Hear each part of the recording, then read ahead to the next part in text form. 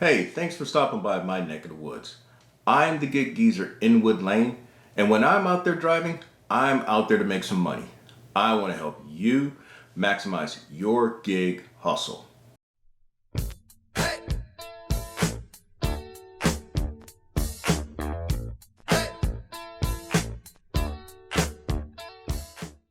This newsworthy item, as I start off this Gig Geezer Weekend Review for the dates of November 1st through November 7th, may or may not have affected you. And by the way, if you like the content that's provided in this segment of the Gig Geezer, hey, hit that subscribe button and give it a thumbs up. Also, I welcome your comments below. So let's go further on with this. Last week, the Federal Trade Commission on November 4th announced that checks totaling over $61.7 million to about 140,000 who participated in Amazon Logistics, otherwise known as its Amazon Flex program, anytime between late 2016 and August 2019 were to see checks disbursed. The average check amount was $422, and about 20,000 individuals received a check for $601 or more, and a 1099 statement accompanied a note that read as, "The enclosed check is your share of a settlement between the Federal Trade Commission and Amazon. According to the FTC, Amazon failed to pay Amazon Flex drivers the full amount of tips they received from Amazon customers from late 2016 through August 2019. Your check reflects the full amount of tips that Amazon withheld from you. Please cash your check before January 7, 2022. After this date, your bank might not accept the check. Sincerely, Russ Consulting, FTC Fund Administrator." In all, there were exactly 139,507 checks that were disbursed and 1,621 payments to individual PayPal accounts. According to various news sources, any driver who missed out on tips of $5 or more by Amazon were a part of this settlement. One driver in particular received a check for over $28,000. As I mentioned in a recent Gig Geezer settlement in which I highlighted the Federal Express personal vehicle delivery program, the Gig Geezer made just shy of $34,000 or about $3,000 a month while I participated in the Amazon Flex program, and that was for a little less than a year. Now here's how that settlement affected those like myself and drivers I knew who participated in the Amazon Flex driver at that time. Personally, again, I participated in the Amazon Flex program starting from late November 2018 through late October 2019. The Amazon Flex program itself began in 2015. The Amazon Flex program did not come to South Carolina until 2018. Columbia and Charleston were the first two markets that were open in October 2018. Greenville was added in early 2019. Already in operation at that time in my immediate region were Charlotte and Atlanta. Now, I was among the second wave of drivers who were brought on in the Columbia market in November 2018. Most folks who are familiar with Amazon's promoting of the Flex program are familiar with drivers earning anywhere between $18 and $25 an hour. Apparently back then, Amazon Flex was promoting that drivers earned $18 to $25 per hour plus 100% of all tips that were earned. And I'm adding if they were made through Amazon's Prime Now and Amazon Fresh programs. In my market in South Carolina, we did not see neither of those programs. We were introduced to Amazon's Whole Foods Market program in late spring, early summer 2019. So as it pertains to my market, I'm going to put it like this. Amazon was busted for lowering its pay from $18 an hour base when doing whole food deliveries to replacing it with 100% of the customer tips. So we never knew what we actually earned. And additionally, if memory serves me correct, we didn't see tips until the next day. Now, doing this actually brings up a $10 word for today. subterfuge. And subterfuge means deceit in order to achieve one's goal. So, for me, with Amazon being busted for withholding $226 from me, at that time, Amazon Flex was my main earner. And so that amount was equivalent to a good 1.5 days of work. Now, I want to put in perspective what that $61.7 million settlement means. According to Amazon's latest figures, in fourth quarter 2020, its net worth was $315 billion. That is 12 digits before the decimal point. Okay? Now, in another recent Get Geezer segment, I shared how I made $6,000 in a month, or I've made $6,000 in a month, and that was for October 2021. If I were to apply those numbers, in which $61.7 million is the equivalent of 0.001959, or roughly 0.002%.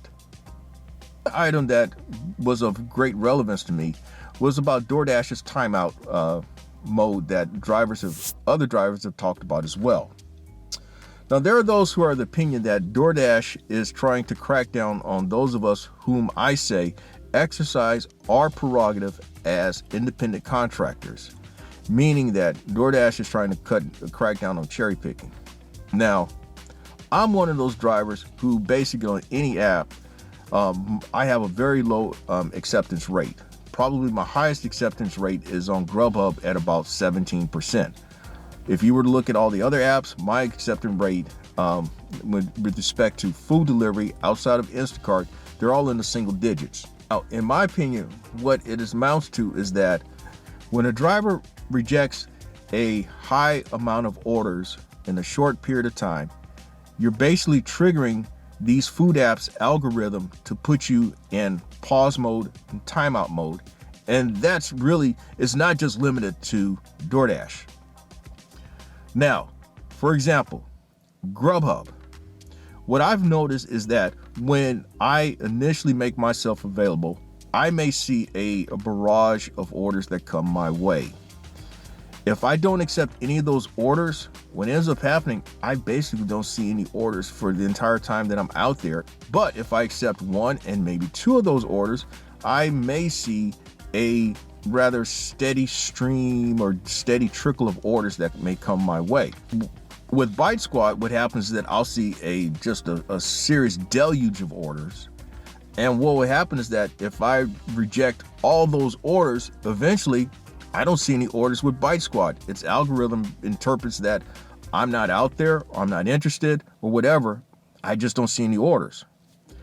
Now, Uber, the rideshare side, Uber Eats, let's put it like this. First of all, with Uber Eats will put you in pause mode, much like its rideshare side, in that if you reject anywhere between 3, 5, 6, or 7 orders consecutively, it may place you on pause, and then it'll ask you whether when it places you on pause, it's put you offline, and then it'll ask whether you want to go back online or remain offline.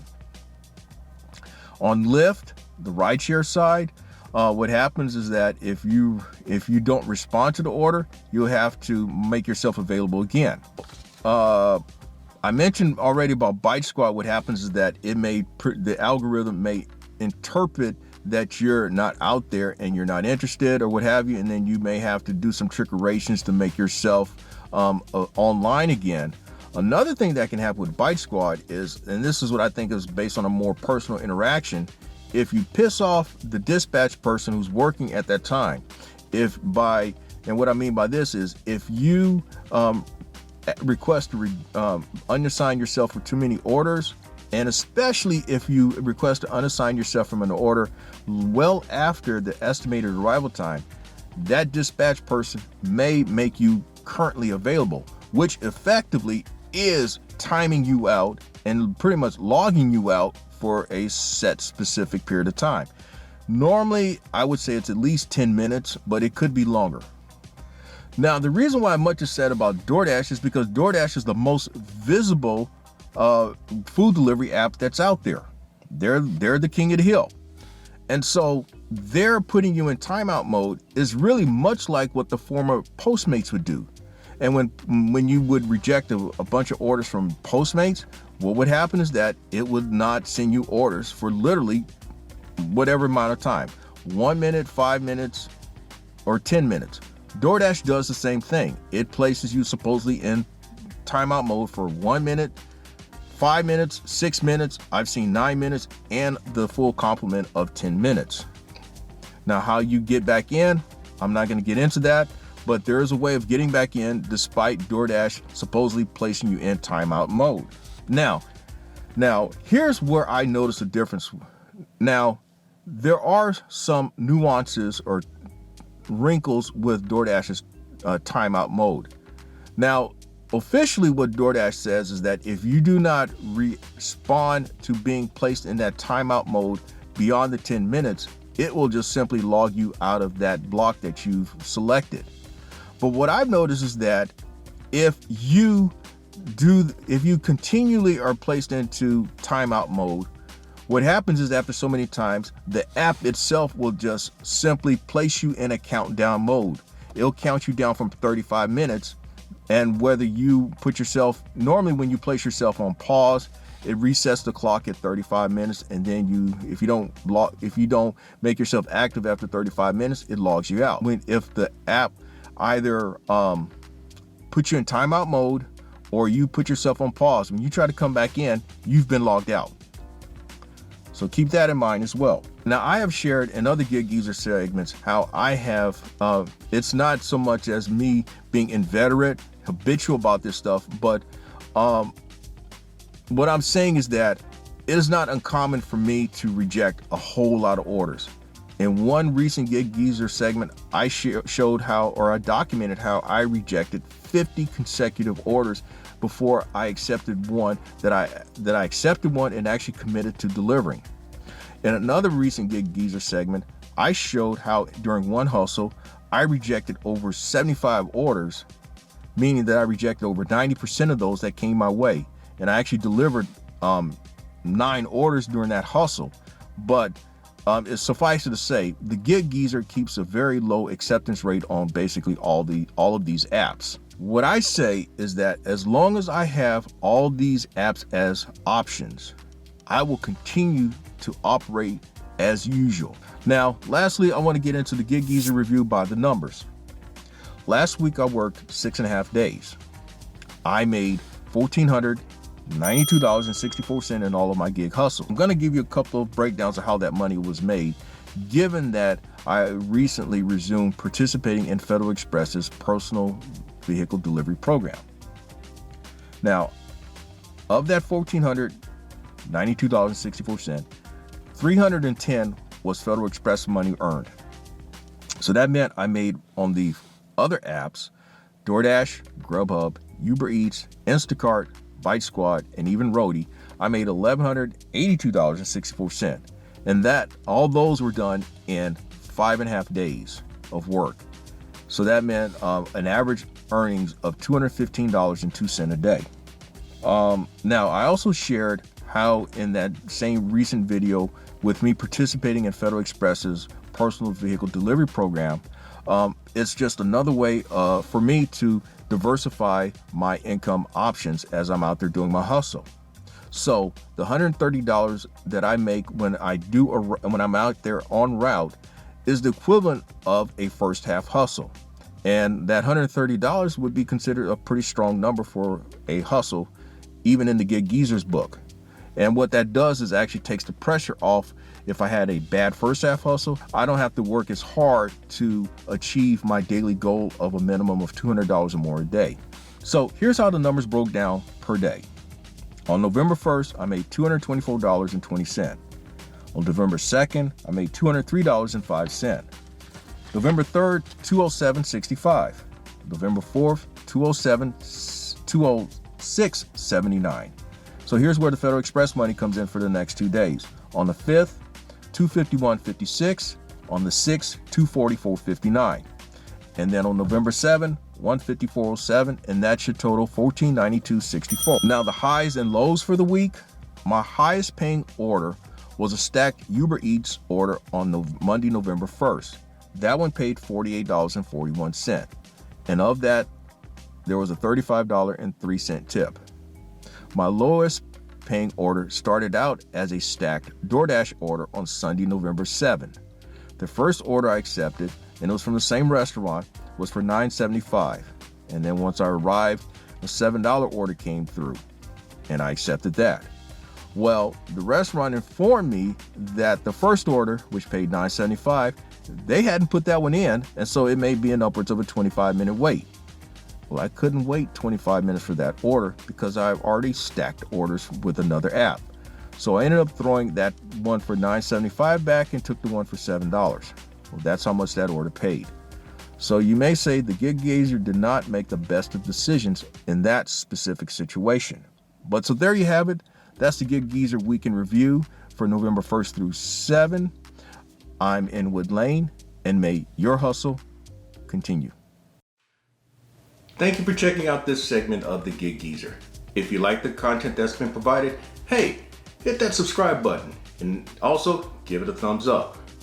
And if you have any questions or useful information that you'd like to pass on to the Gig Geezer, I can be reached at giggeezer3.5@gmail.com.